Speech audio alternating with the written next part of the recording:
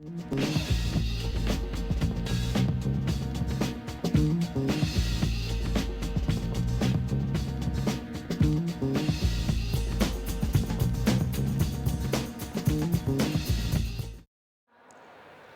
name is Tamil Gilkerson.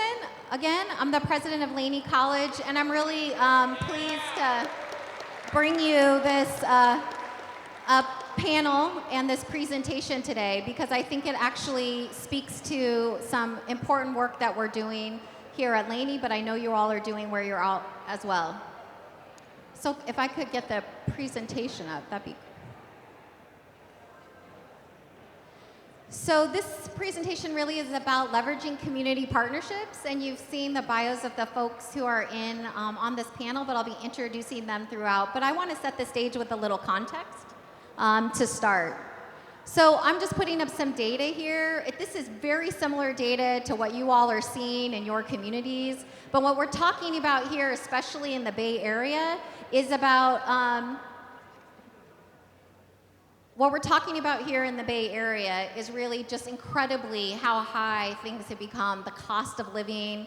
And you can see some data points here about the consumer price index, how it's risen dramatically in comparison to how the US consumer price index has risen and where average wages are. So just to give a context of where things are, in the cost of a primary residence, an area for renting a primary residence is 5.7% higher in this time period, as well as the cost of gasoline in the Bay Area grew 18%. And when you think about the fact that 22% of East Bay residents are actually commuting more than an hour, right? These are things you all know, but in context, I want to set the stage for the work we've been doing here in Community Together. So you can see here from this graph that you can see a couple of just statistics, and I don't need to read them to you, but I think what's most salient, if you can see on the screen, is Oakland's homeless population soars. So this just came out this summer. Oakland saw a 47% increase in the number of homeless since 2017. I mean, right? 4.1% increase in rents. The average price to rent an apartment, a one-bedroom apartment in Oakland, is $2,674. So when we're talking about how we can build and do things, this is the context for really what we're experiencing here in the Bay Area and in Oakland in particular.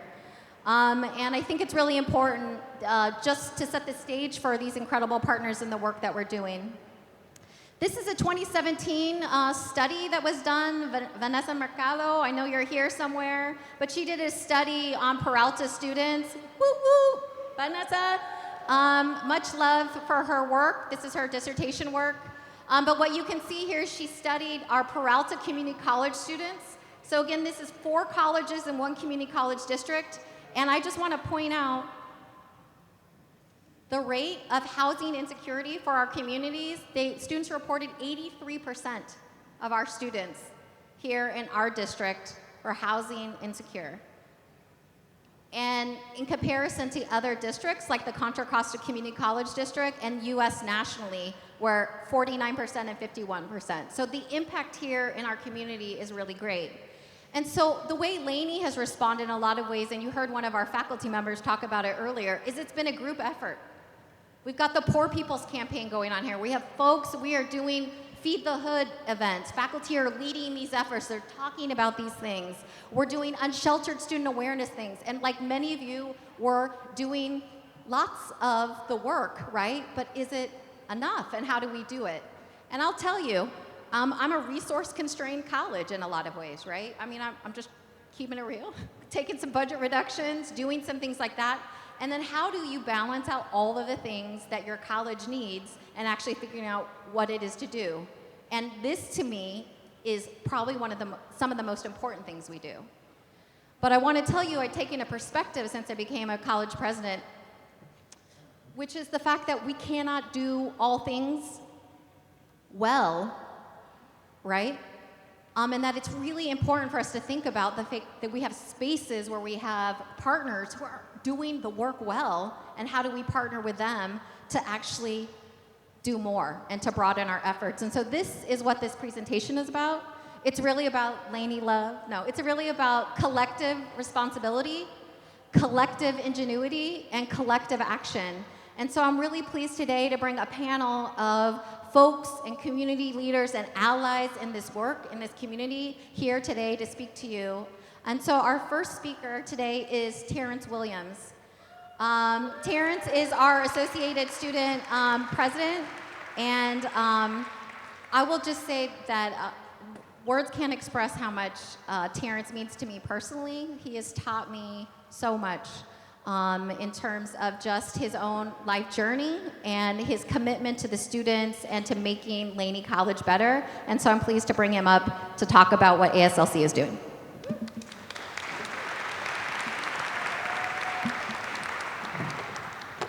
Hello, everyone. It's a blessing.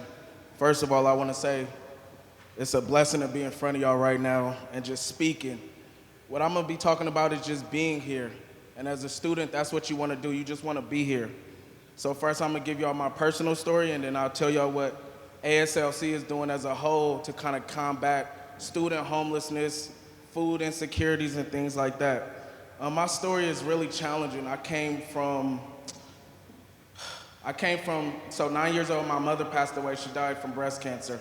And I was forced to live I was guided into the foster care system because my father was incarcerated much of my life.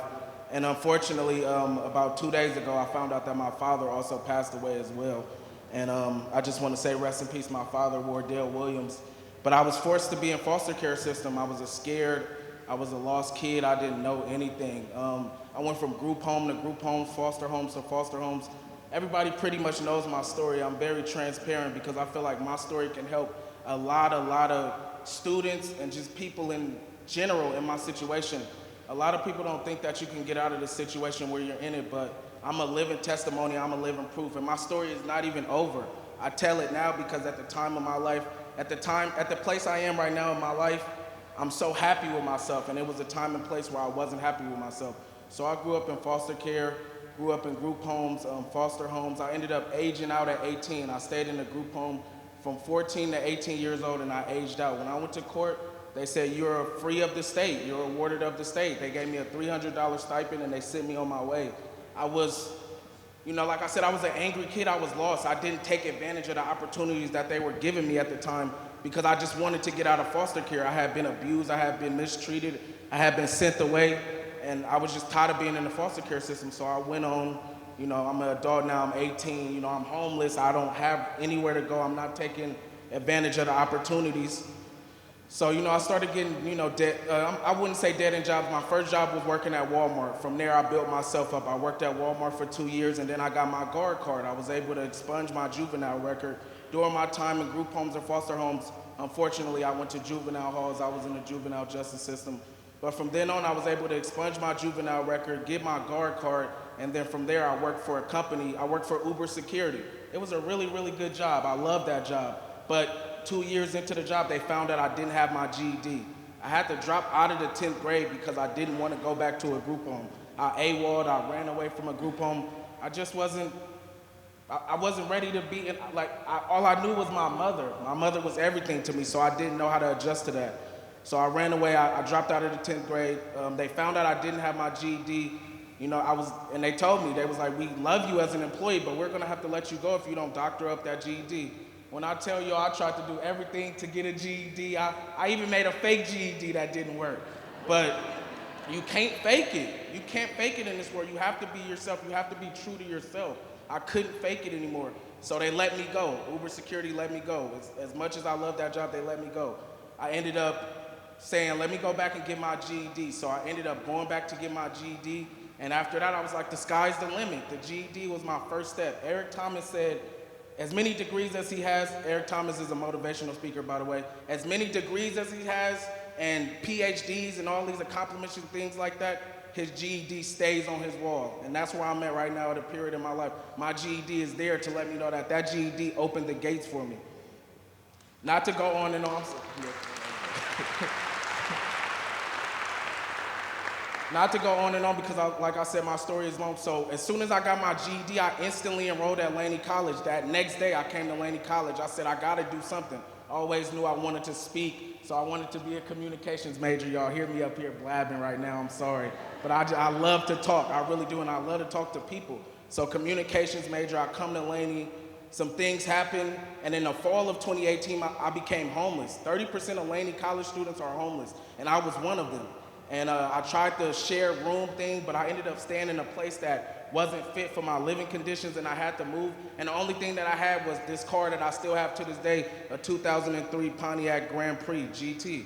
I slept in that car for 6 months as a Laney College student, all while being a student leader and also helping students find housing and dealing with food insecurities and things like that. It was so hard. Y'all don't know how hard it is to study in your car. You can only stay at Laney for so long.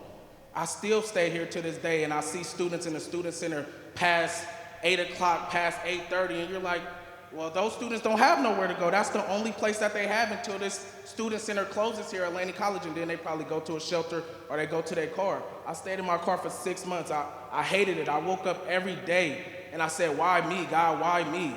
But I'm in college. I'm flourishing in college. I'm actually doing good. A 3.0 student. I'm actually getting A's and B's. Why me, God? So I started finding allies. I said, I can't do this anymore. I started finding allies. I found a director of student services and student life. My director, Gary Alberry, who's like a mentor to me, a big brother, everything. From then on, great guy. Too funny at times, but great guy. And then when you find allies like that, then they start sending you to other allies. And then I found this great person right here, Tamil Gilkerson, my college president, who changed my life. And then Tamil and Director Gary Alberry led me to Reverend Ken Chambers and the Interfaith Council of Alameda County. Without those, I don't know where I would be, and that's what I'm saying. It's about being here. So as an ASLC president and as my council, and we try to just tackle this student homelessness and food insecurities, but we have a lot of great organizations on our campus. We have the Unsheltered Awareness Group. We have people like the Laney College Poor People's Campaign. And it's about having allies. All we've done this semester is partner with organizations, and we built connections so that we could tackle this one day at a time. It might not happen today, it might not happen tomorrow, but it's going to happen. And I've seen it happen. I've been able to advocate on a state level for my council and things like that. And the envelope is pushing. We all are moving, but we have to have allies. We have to have people in this room that believe in my story just like I believe in my story. Because like I said, it's about being here. I would not be here. You know how many students I know that's not here right now because they succumb to the homeless, and it's not homelessness, it's unhoused and food insecurity. They succumb to that because it's hard out here. And I know y'all know it's hard. So we have to think smarter, we have to act harder, because there's no way that I could do this by myself. There's no way that a council, there's no way that a student government could do this by ourselves. But all we've done all semester long is partner with organizations and try to do things. We love the Rotary Club. We love the other organizations that we partner with, like the Laney College Poor People's Campaign. We gave donations to the Poor People Campaign all semester so that they could spread the word for us too. It has to be different avenues. It has to be different groups of people spreading the message. Without that, I wouldn't be here. The students that you know and love, they wouldn't be here. And I just wanted to spread that message and say that, yes, we want to be here. I said this before in Riverside. I said, it's funny how I always have to choose food over, it's either between food or books. And every time I chose a book, sometimes I went hungry in that car. But I had to study, I had to get ready for finals. And that's what it's about. It's about being here, and it's about partnering up with organizations that can help you spread the message. I really appreciate Reverend Ken Chambers and the Interfaith Council of Alameda County, because like I said, without that, without the tiny home that I live in, oh, it's not on the screen. Without the tiny home that I live in, it's no telling where I would be. I would not be in college right now because I couldn't deal with being in my car, studying, and being a productive member of society. I had a job, but a job that's paying part-time is not going to pay the bills. It's not going to get you anywhere. So I'm extremely grateful to be in a tiny home. I'm extremely grateful to be a Laney College student, because when I became a Laney College student, that's when I felt love. I grew up with no family. My mother, she passed away when I was 9. And I didn't feel love until I got to Laney College. And that's why I'm wearing this shirt today, because that's what Laney College That's what we boast, love. It's about loving each other. It's about not just caring about when you go home at night, it's about caring when your students go home at night. Because these students are going to go on to accomplish many things, and because of my college and because of the people that love and care about me, I'm going to go on to accomplish many things in ASLC as well and the organizations that I work with. So thank you all so much.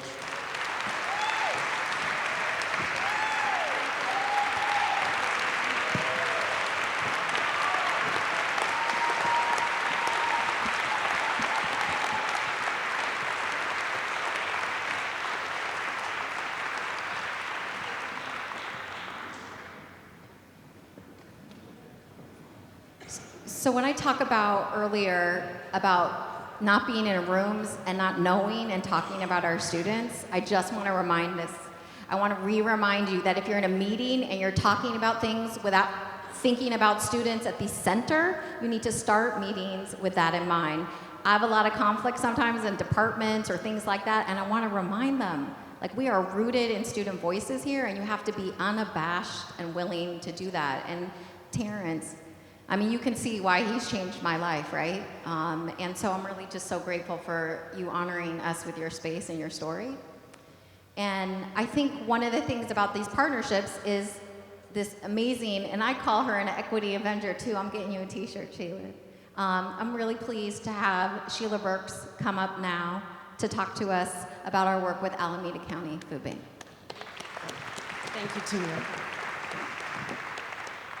My name is Sheila, and I'm here to talk with you today about race and racism and racist policies. Did I mention that I'm not here to keep you comfortable? I work at Alameda County Community Food Bank. I'm the manager of equity and inclusion there, and every day I speak with people about race, power, privilege, class, and it's a reminder to a lot of people, because we don't think about racism as a structural issue, an institutional issue, a systemic issue. So at the food bank, Alameda County Community Food Bank, we are currently assisting 1 out of every 5 people who lives in this county. During our last hunger study, we found out that 93% of the people who need our services are people of color. 7 out of 10 people who live in Alameda County who are struggling with poverty are people of color. So, can we have the slide, please? So, if you are compared to a white child living in the Oakland Hills, just a few miles away from here, an African American child living in West Oakland can expect to live 15 fewer years. I showed this. Can I see the numbers, please? There you go. 70. Now, when I showed this slide to the fellows who work in the warehouse at the food bank, they told me that 70 years is too long. I said it includes women, too. Next slide. So what that means is that compared to that white child living in the Oakland Hills, an African American child living in West Oakland is 2 times more likely to be born at low birth weight, 12 times less likely to have a mother who graduated from college, 13 times more likely to live in poverty, and 4 times less likely to read at the grade level, 5 times more likely to be unemployed, and 3 times more likely to die of a stroke. Now, one curious thing, I want you to know, we did this in Contra Costa County. These numbers are from Alameda County Public Health Department. I did these numbers, and you see that top number in the middle column, the 13? We did this for Contra Costa County, and when she sent back the number, I thought it was a typographical error. It's 48 times more likely to live in poverty if you're an African American child born in Richmond versus a white child born in Orinda. This isn't by accident that this happens. 2 numbers that I'm going to come back to, 242 and 94. So as we're thinking about this, and I'm so grateful for Tamil for reminding us, as we are looking at our practices, our policies, at the food bank, we centered racial equity and economic inclusion in our strategic plan. We understand that a bag of groceries is not going to end hunger or cure poverty. It's going to take a lot more than that. And when we're talking about systems like racism and racist policies that got us here, What are the things that we can do to dismantle, disrupt, get in the way of that? The things that actually keep people stuck. So if you are living in this country, one of the leading factors about whether or not you're going to live in poverty is your race. That's not something we can control. That's not something we can do something about. Resilience isn't going to fix that, okay? It's not going to be you need to be more motivated. You need to be finding more ways. No, I want you, when you're making policies and practices at the universities and colleges where students are going, I want you to think about the lived experience of the students in the classroom. I want you to think about whose lived experience is centered when we're in that room developing those practices and policies. Did I think about that student who gets a ride to school at 5:30 every morning, even though class doesn't start till 8, because that's the time I can come for my ride can drop me off? Are we thinking about somebody who has to go to the hospital after your class is over and have to figure out, wow, I have to do translation for a sick parent because my folks don't speak English as their first language? Are we thinking about the fact that students come to class making certain, because a lot of them are caregivers, a lot of them are taking care of children, other family members. If you're first in your family to go to college, I can guarantee there's somebody else dependent on you for something. So it's not as simple as, well, you need to prioritize your education. Well, if my babies aren't eating, if I don't have reliable transportation, if I don't know where my next meal is coming from, your opportunity doesn't mean as much to me because I got to take care of those things, right, for family members and things like that. So how do I make certain that the necessary stakeholders who are going to be impacted by the decisions I'm making are in the room at the table? And I understand the fact that who knows more about spending this last $5 in my pocket, me or you? So we have to be really mindful and intentional about the way we go about disrupting things. And at the food bank, we're doing different things. We know that most people can't pick up food 9 till 5. It just doesn't work that way. So where can we make certain that we're meeting people, doing things, engaging with community, doing the outreach that's necessary, taking away the stigma of needing some help or some assistance, some support? There is no such thing as a self-made person. Anybody who tells you that, if you believe it, bless you, I'm glad. But everybody had some kind of help sometime, even if it was just to tell you about this opportunity over here. Somebody did something like that. So what are those numbers I told you? 242 and 94. Does anybody know what those numbers are? Our friends at Prosperity Now did those numbers. They said that if you were to cap white family wealth right now, it would take black families 242 years to catch up, and Latinx families 94 years to catch up. When we're talking about systemic inequity like that, you can't just do better going forward and expect that that's going to be undone. We have to unlearn some things. We have to dismantle some practices. We have to do things differently and get some new voices at the table to change things like that. So the question becomes, what are you willing to do? Would you recognize a racist policy if you saw one? Would you know how to disrupt, dismantle, undo, unlearn it? I have to tell you, on this particular thing, I'm with Angela Davis on this one. I can no longer accept the things I cannot change. So I've decided to change the things I can no longer accept.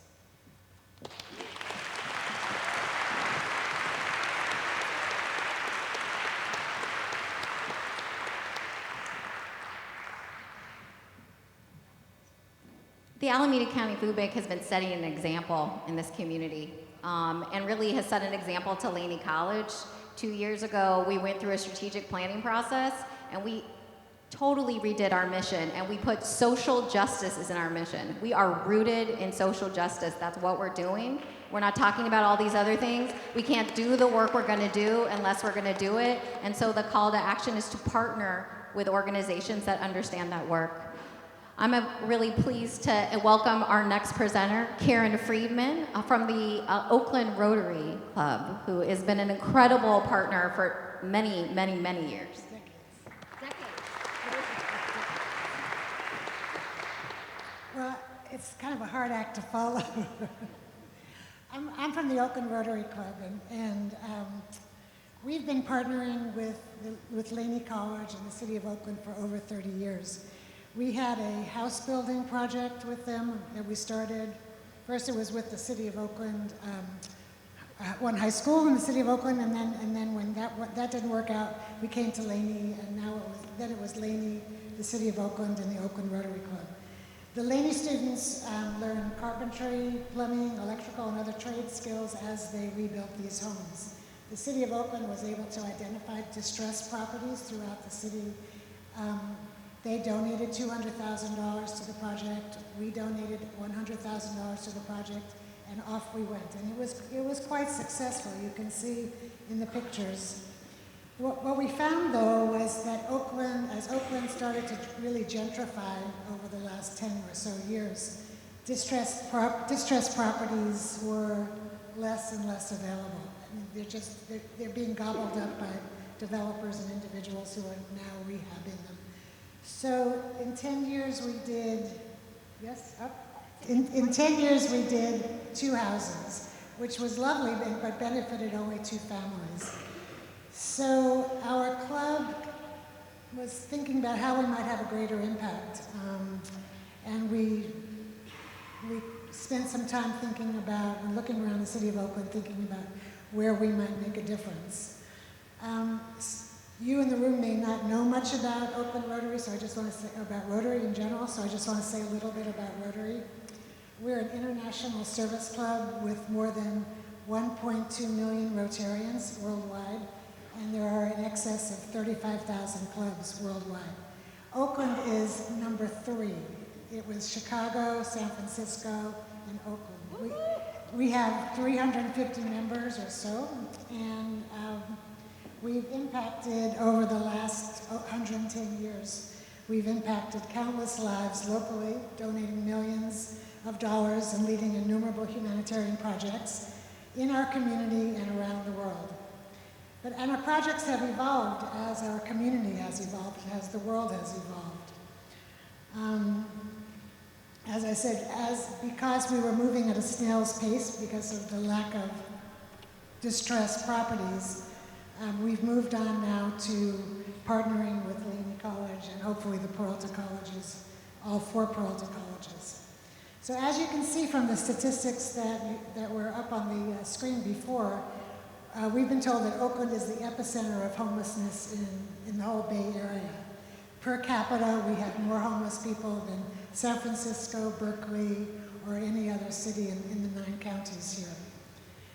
The challenge is overwhelming, and we all, the residents of Oakland and people who work here, feel it acutely. Just as we move around the city, you can see it everywhere, and it really does break our heart. Everybody that I know, all my friends, all my colleagues, are trying to do something to make the lives better of the people we see in our midst. It could just be making a sandwich and giving it to the person at the freeway entrance. It could be a lot more. It could be writing a check. We in Rotary have written checks, and we've done projects as well. So I was asked to be chair of the Food and Housing Insecurity Task Force at our Rotary Club, and I brought on a former colleague from the Peralta Colleges Foundation, both of us having served on the board of the Peralta Colleges Foundation, where I was president. And it was a natural fit for us to come to Neil and the administration here and to talk about what it is that we might do. And at the time, we were thinking we might help with the food pantry. We had approached the St. Vincent de Paul of Alameda County, and they had some preliminary conversations about their providing food to augment the offerings at the food pantry. And that looked very exciting, but as it turned out, the food pantry had to close because of infrastructure issues. And we now staff the produce giveaway. It was twice a month, and we now are doing weekly giveaways. And you can see some pictures. I think I'm in a few of the pictures. Rotarians are really, really excited about coming down here, interacting with the students, and from all over the world, and everybody has a wonderful experience and wants to participate. We also have recruited another nonprofit or another membership group that's going to be doing it once a month. And so as we work on this, more and more people are interested, more and more people are coming down to volunteer, more and more people are donating money towards the effort. We're going to be giving away hygiene kits, and Pat will be talking about her hygiene kits. And so it's becoming bigger and bigger and with a greater and greater impact. What else to say about it? What we also did was we went to a foundation and said, we're working on this. We're working on the produce giveaway. We're working on a food pantry. How can you help us? And so Wells Fargo actually donated $10,000 a few months ago for equipment for the food pantry, which will be moved to a handicapped accessible location in the student center, hopefully before the end of the fiscal year. Yeah, soon. So our goal is not only to be a partner to Laney, but to be a partner to the 4 community colleges in our district. And we are also encouraging the other Rotary clubs in this area, the Berkeley Rotary Club and the Alameda Rotary Club, to do the same. So thank you.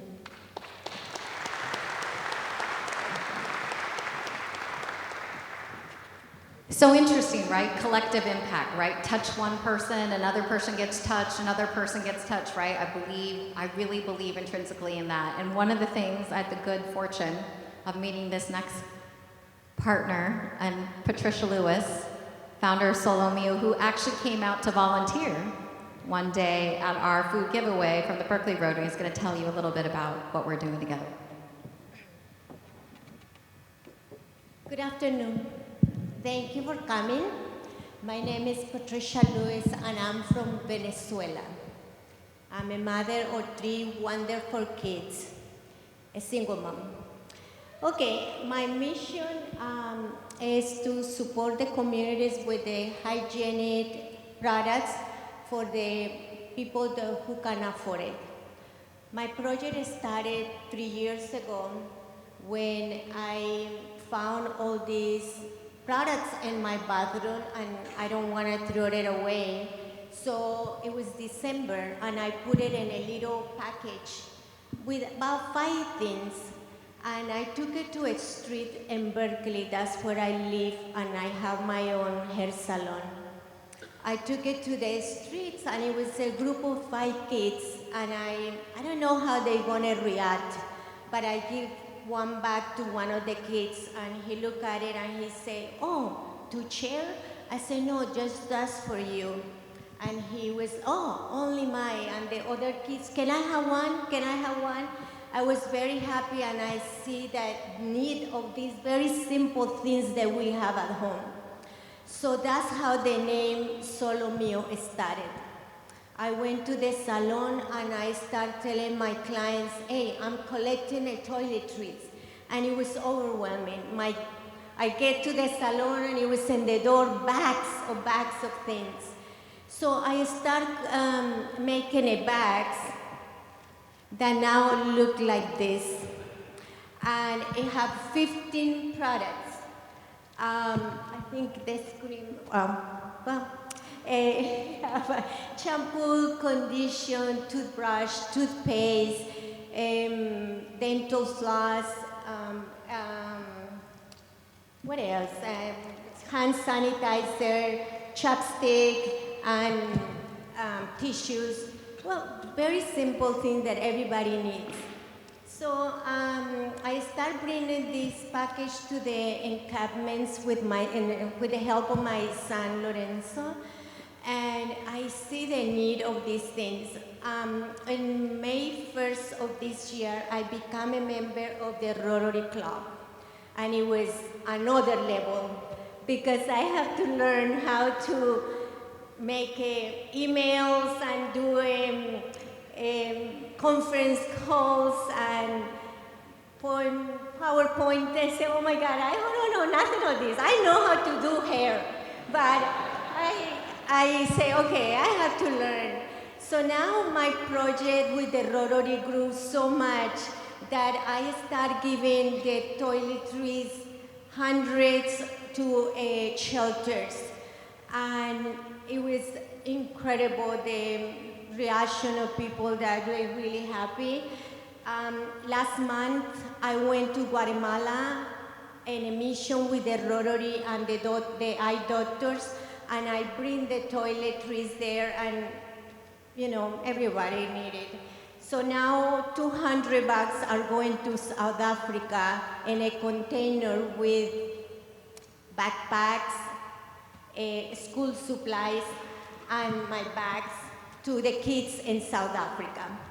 I met Tammy, and it was another bliss, because instead of doing 200 bags a month, we are doing 500 bags a month.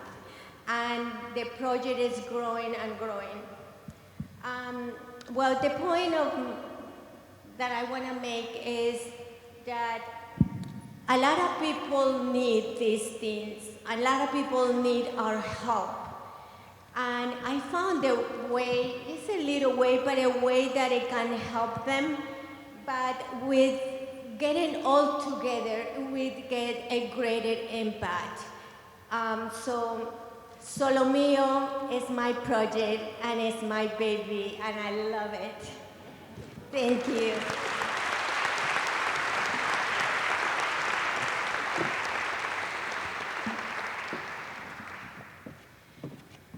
Small things, people with amazing ingenuity and ideas, and being an open place for the community in community college has really taught me so many lessons. So the next partner I'm going to be bringing up is Reverend Kenneth Chambers, who is, talk about ingenuity and innovation and boots on the ground and supporting the community for over 30 years and longer in this community, and making change and showing people how to be advocates. I am blessed to be a partner with him, and ask him to come forward and tell you a little bit about the work we're doing with them.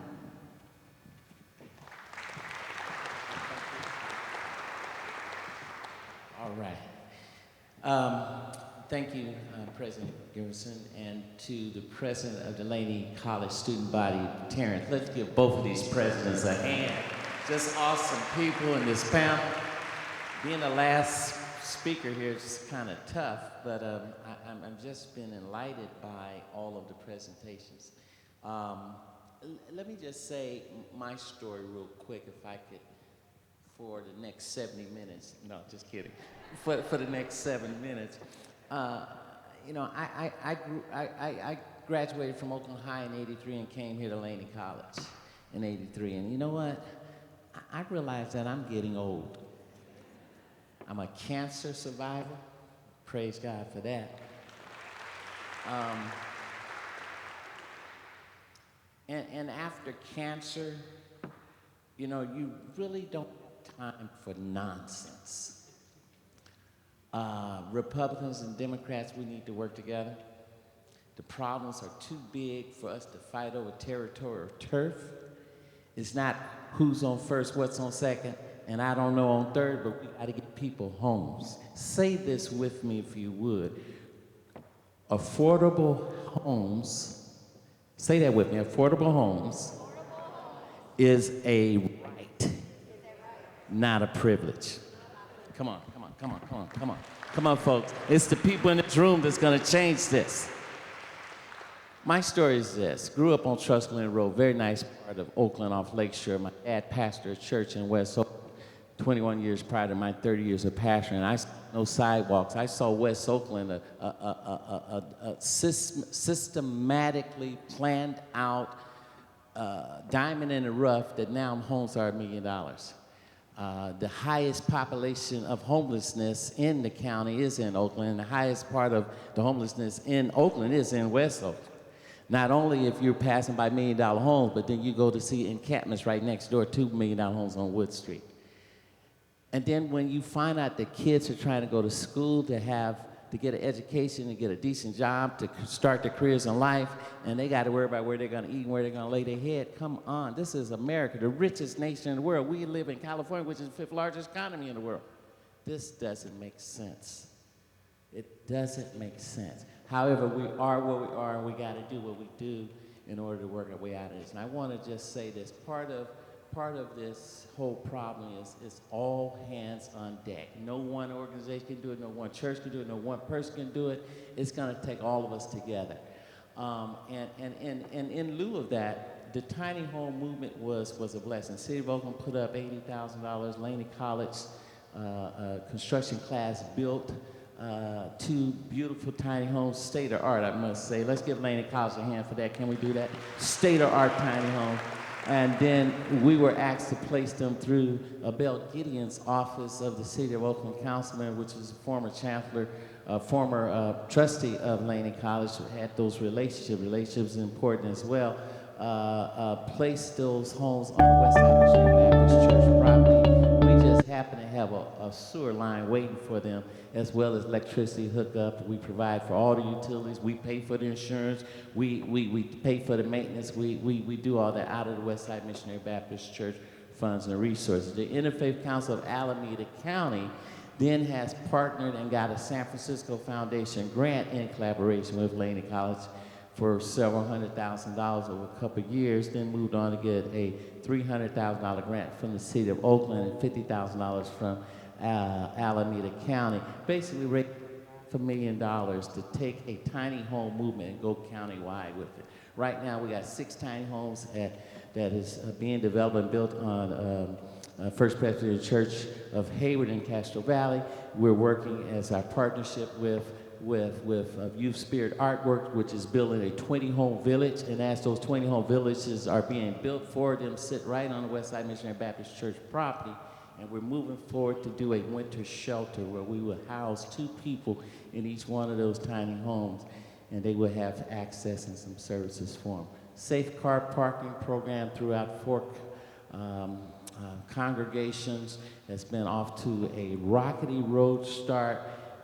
But we basically have worked some of the bugs and kinks out of it, and basically we are proud to say that we not only parked our first couple, a Latino couple, on a black congregation parking lot for 4 weeks straight, and not only did we give them gas fund for their car, but we also just paid for their registration, their cars registered, paid for their insurance, and have referred them to the census $20 an hour numerator jobs, and they're moving forward to hopefully get hired next week. We can't do this without help.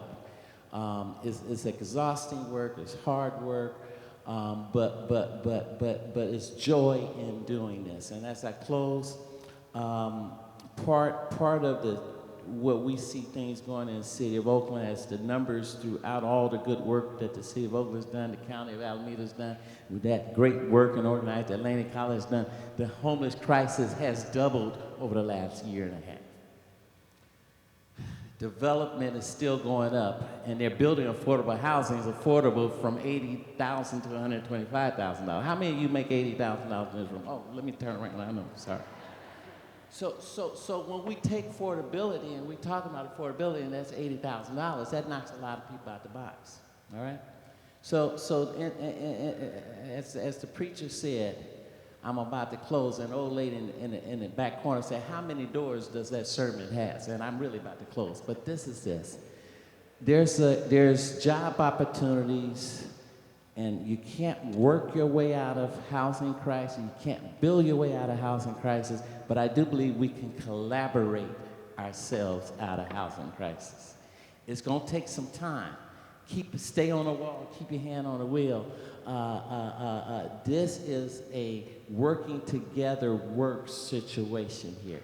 And we can't let diversity of color or geographical diversity, none of those things. These regions got to come together. We got to challenge the governor.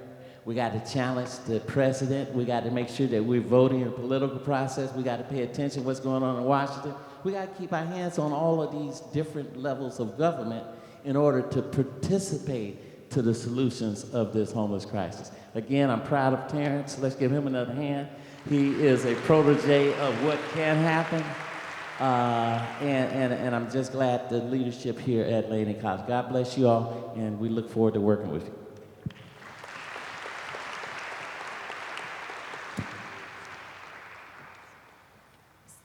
think part of what I wanted to just contextualize by this thing is it's a drop in the bucket what we're doing, right? It feels like it sometimes, like there's just so much need.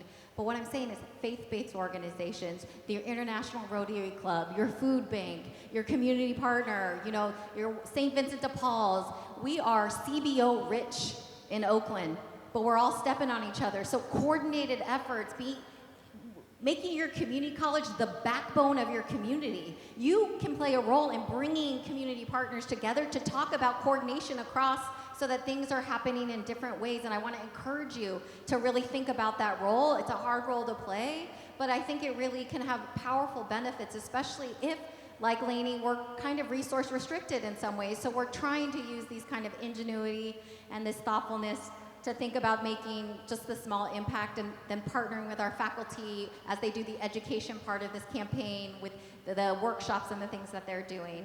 So we wanted to open it up for questions from the audience. So we have some mic runners. If folks have questions for our panelists, I'm going to turn mics over to them. But wanted to give an opportunity for folks to ask questions or share anything else.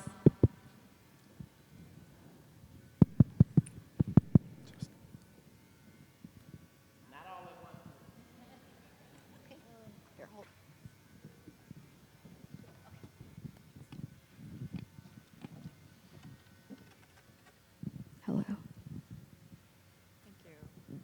Hi, my name is Sonia. I'm from Laney College. I'm really interested, I know our team is interested in learning more about Laney College's tiny home project, how you've structured it, and is it here on your campus? And so just some of the details behind that project. So I appreciate the question. Actually, I'll segue into one other thing I was going to say. So the tiny home project, we have a construction program at this campus.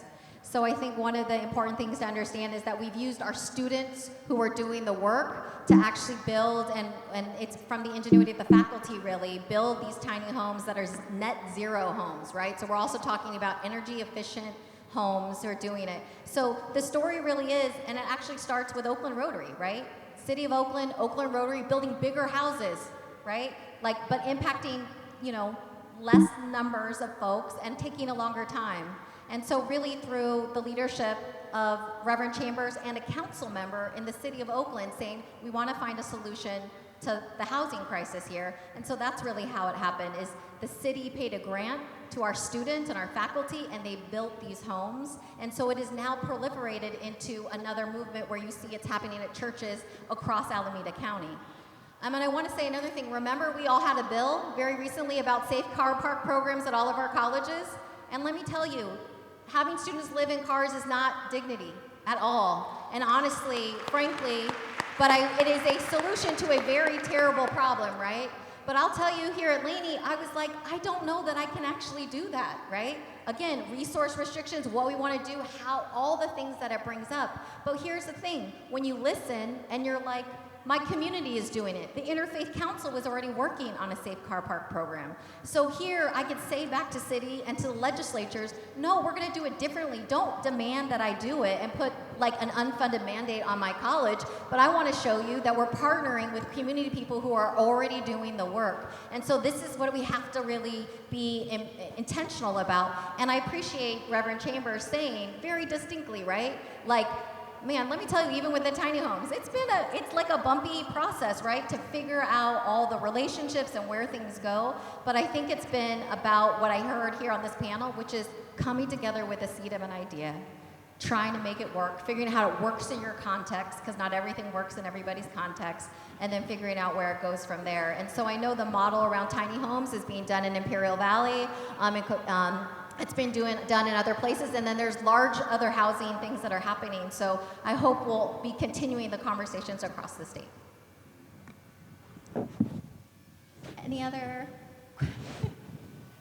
I feel like I should sing. Okay, any other questions?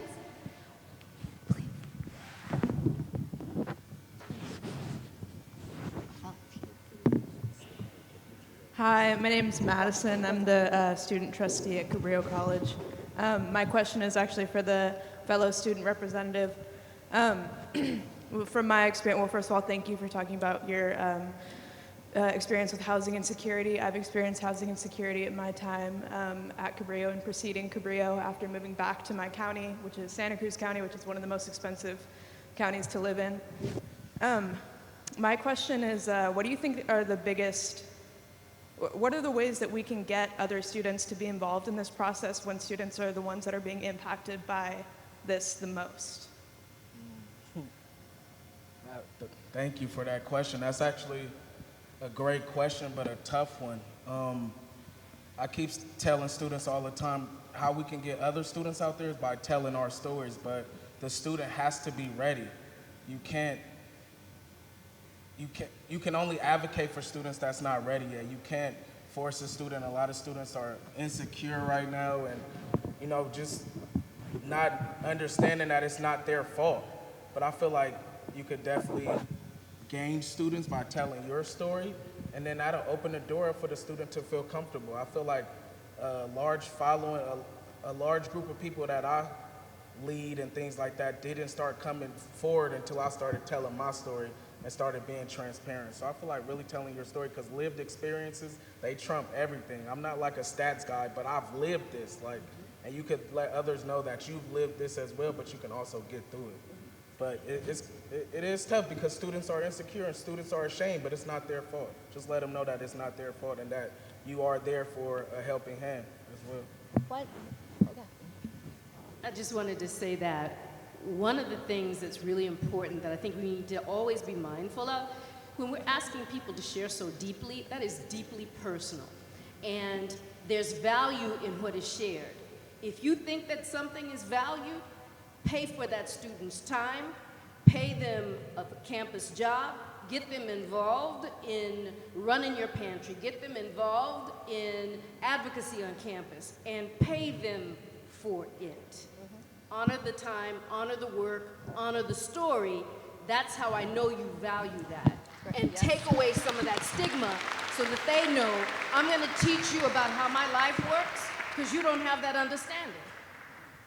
And that was powerful. And I was just at an event the other night, and I just wanted to share this. So another example is our Umoja Abaca students actually presented at the Umoja conference on housing and homelessness. And so it wasn't just a story about themselves, but they told statistics about Oakland. They talked about what it is like and how they're thinking about it. They're talking about their scholarly research. So the more opportunities actually we provide students just to learn through the curriculum. So really thinking about how you engage students in that way and asking and giving them platforms, both on an educational level to speak about it, even if you haven't lived the experience, can be also a way to do, and it was powerful. And those students came back and actually presented here on campus, so we got to hear them as well through that work. So I want to just thank everybody and thank this if you can join me in thanking this amazing panel for being here today. It's been my honor and privilege to be with all of you. Thank you.